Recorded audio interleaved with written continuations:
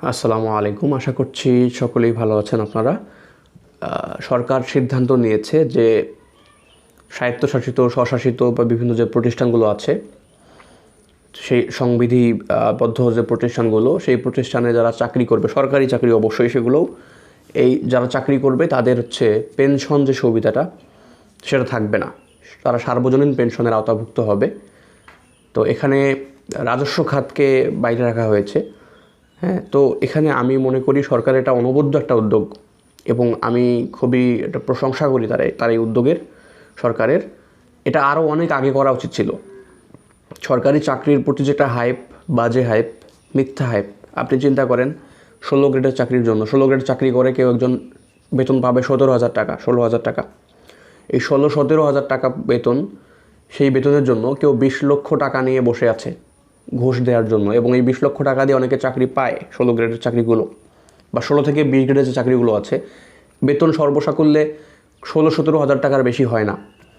তো তারা এরপরেও কেন চাকরিগুলো করে? এরা একটা আশা নিয়ে থাকে শেষ বয়সে কবে গিয়ে একটা মোটা অঙ্কের পেনশন পাবে।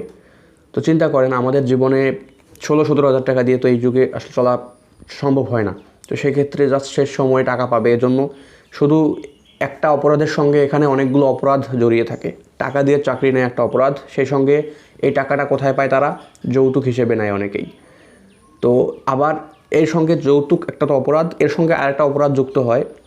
সরকারি চাকরি করে ছেলে, তার বয়স হতে পারে 30-32 বছর বয়স, এবং যে শ্বশুর বা যেই লোকটা তার মেয়েকে বিয়ে দিবে এবং মোটা অঙ্কের একটা যৌতুক দিবে, সেই সঙ্গে বয়সের একটা গ্যাপ থাকে, এটা তারা কিছুই মনে করে না। তারা মনে করে তাদের মেয়ের ফিউচার সিকিউরড।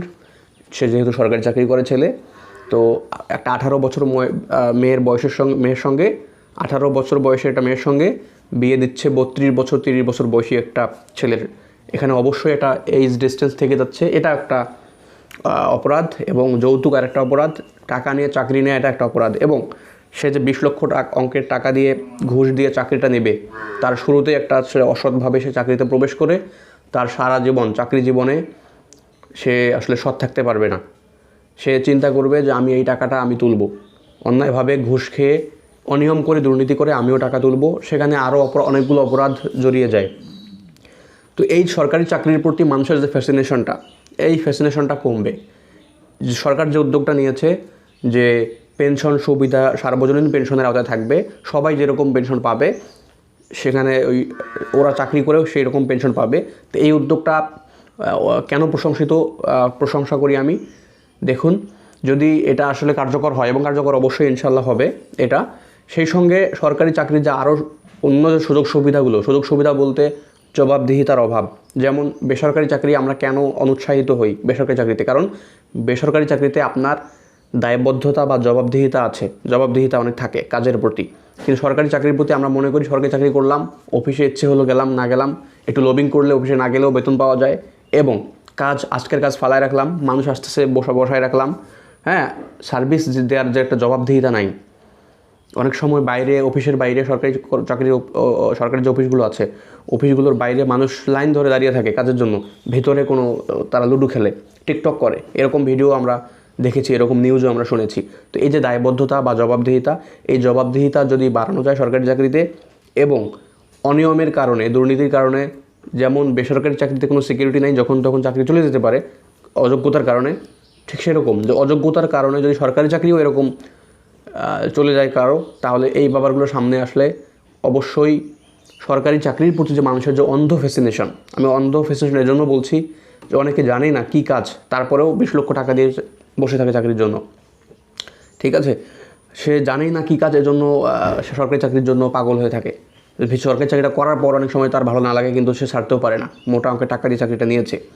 তো এই ব্যাপারগুলো, অপরাধগুলো বন্ধ হবে যদি এই পেনশন সুবিধা যেহেতু বন্ধ হয়েছে, এবং আরও অন্যান্য সুযোগ সুবিধাগুলো যেগুলো আসলে চোখে লাগার মতো এগুলো সুযোগ সুবিধা আছে সরকারি চাকরিতে, আমরা যেটা আমরা মনে করি যে সেখানে কাজ না করলেও হয়, কাজের চাপ কম।